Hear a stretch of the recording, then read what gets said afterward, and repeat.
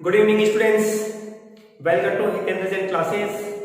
Students, class 12 आज का हमारा लेसन नंबर 9 विद्युत चुंबकीय प्रेरण, जिसमें स्टूडेंट्स आज हम आपको एक समान चुंबकीय क्षेत्र में एक चालक छड़ के घूर्णन के कारण चुंबकीय क्षेत्र के कारण प्रेरित विद्युत वाहक बल का हम सूत्र व्युत्पन्न करेंगे। स्टूडेंट्स, इसके पहले वाली वीडियो में हमने आपको एक चालक छड़ जब चुंबकीय क्षेत्र में गतिमान होती है मतलब कि उसका रेखीय वेग v होता है, तो ऐसी परिस्थिति में हमने आपको प्रेरित विद्युत वाहक बल कितना बनेगा उसका मान ज्ञात करना सिखाया था।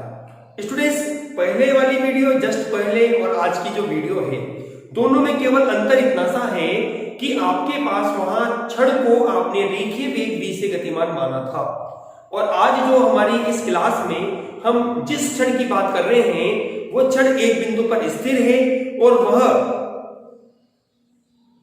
घूर्णन करती है कोणीय वेग ओमेगा से। वहां रेखीय वेग v बनता है, यहां हमारे पास है कोणीय वेग। चलिए स्टूडेंट्स, हमारी इस क्लास को हम आगे बढ़ाने से पहले आपका हितेंद्र जैन क्लासेस में वेलकम, और आप कंटिन्यू इस वीडियो को देखिए और शॉर्ट नोट्स के रूप में आप अपनी कॉपी में इनको नोट भी कीजिए।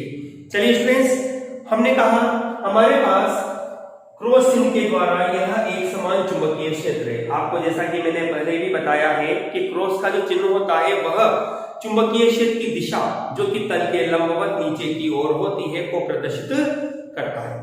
ध्यान रखिए, आप चाहें तो यह डॉट का चिन्ह भी बना सकते हैं, केवल लैंग्वेज बदल जाएगी कि जो चुंबकीय क्षेत्र की जो दिशा है वह तल के लंबवत ऊपर की ओर होगी, और क्रॉस का चिन्ह होता है तो उसकी दिशा तल के लंबवत नीचे की ओर होती है। ठीक है स्टूडेंट्स, चलिए हमने ये माना कि एक चालक छड़ हमारे पास है, यह एक चालक छड़ है स्टूडेंट्स अपने पास, जो आपके पास चुंबकीय क्षेत्र बी में जिसकी दिशा तल के लंबवत नीचे की ओर है में स्थिर अवस्था में रखी हुई है। इसका नाम आप बना सकते हो OA के रूप में। ठीक है, इसकी कुल लंबाई आप लिख सकते हैं कैपिटल L।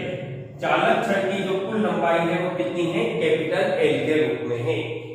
हमें इस छड़ के लिए प्रेरित विद्युत वाहक बल की गणना करनी है। तो स्टूडेंट्स ध्यान दीजिएगा, टॉपिक बेहद इंपॉर्टेंट है। इंपॉर्टेंट से मतलब है कि इस लेसन में जो पूरा राउंड अप लेकर चल रहा है, एक ही टॉपिक एक ही फॉर्मूला, उसको कहने का तरीका बदल जाता है। ठीक है स्टूडेंट्स, इस टॉपिक की भी मैं आपको विशेषता बताऊं तो ये टॉपिक माध्यमिक शिक्षा बोर्ड में इस लेसन से पूछा जाने वाला सर्वाधिक पूछा गया सवाल भी रहा है, जो 1 नंबर में भी रहा है और 2 नंबर में भी रहा है। इसमें न्यूमेरिकल भी पूछा गया है, तो साथ के साथ डेरिवेशन भी यहां पर पूछी गई। चलिए, तो हमें क्या करना है, इस छड़ के लिए प्रेरित विद्युत वाहक बल की गणना करनी है।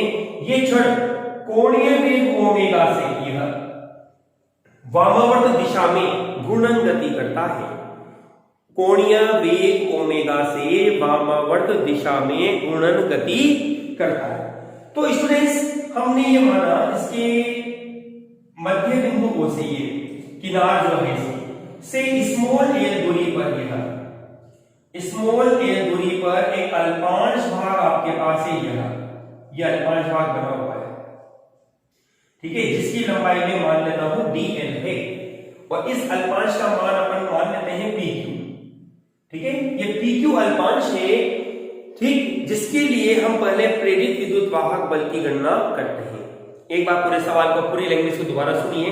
हमने माना चुंबकीय क्षेत्र B जिसकी दिशा कागज तल के लंबवत नीचे की ओर है, जिसमें कैपिटल L लंबाई की एक छड़ OA साम्य अवस्था में रखी हुई है, विराम अवस्था में स्थित है।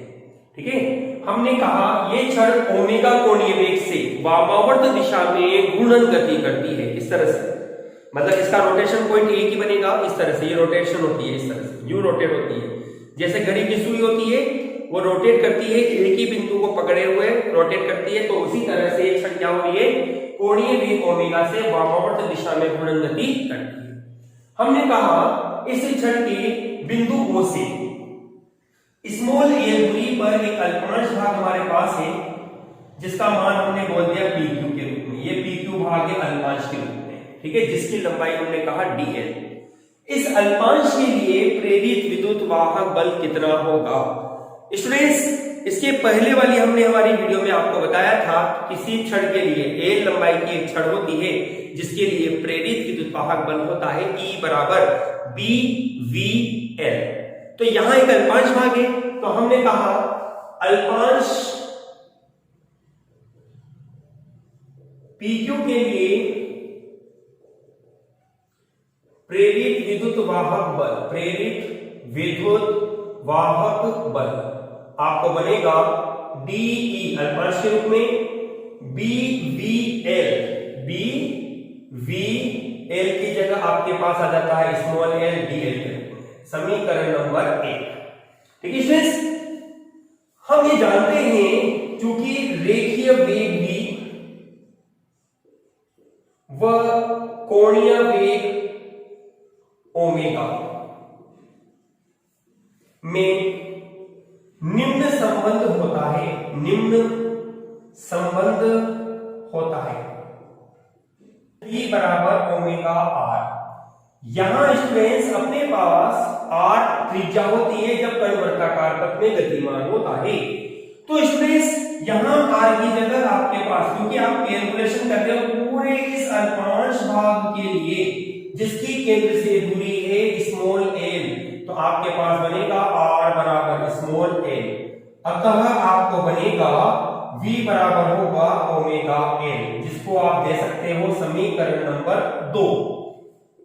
समीकरण 1 व 2 से आपको बनेगा DE बराबर होगा V का मान रखा ओमेगा l और dl, समीकरण नंबर 3।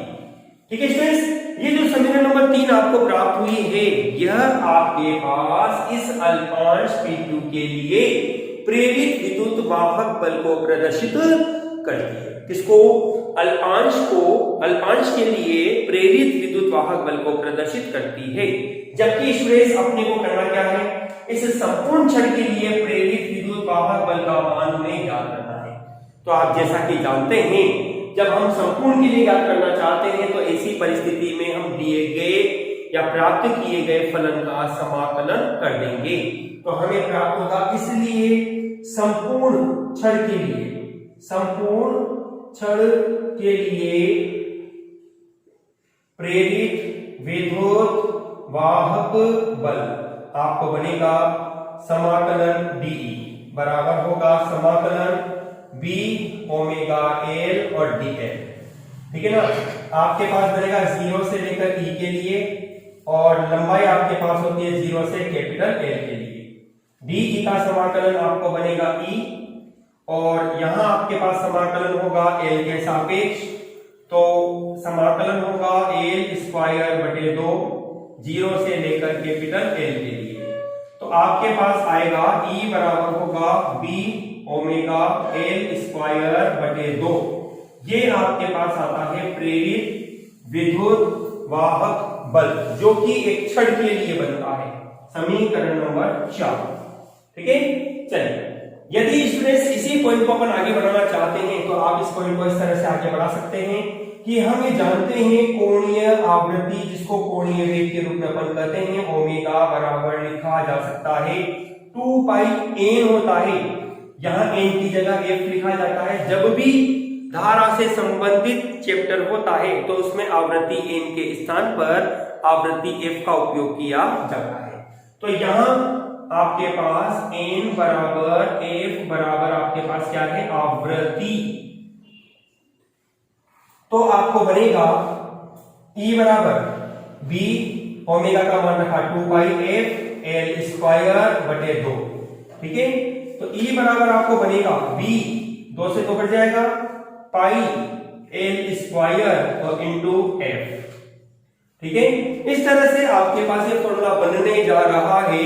आप इस फॉर्मूले को कंप्लीट रूप देंगे तो ये कंप्लीट रूप किस तरह से बनेगा, ध्यान से देखना आप इसको। इस तरह से ये फॉर्मूला आगे आपके पास विस्थापित हो रहा है, चेंज हो रहा है।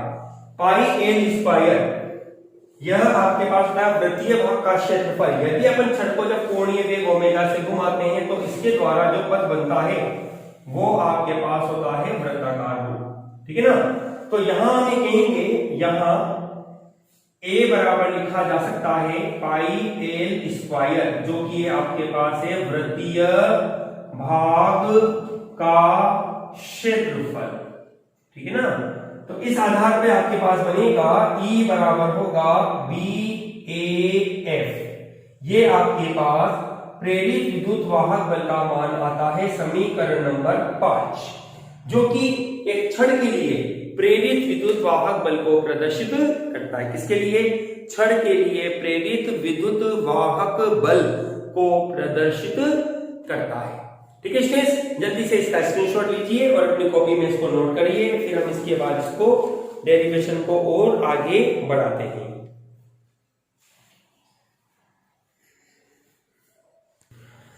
चलिए स्टूडेंट्स, जो टॉपिक अब मैंने आपको पढ़ाया है इससे संबंधित अपनी ही बुक के कुछ एग्जांपल से, एग्जांपल नंबर 12 आपको बोर्ड पे शो हो रहा है।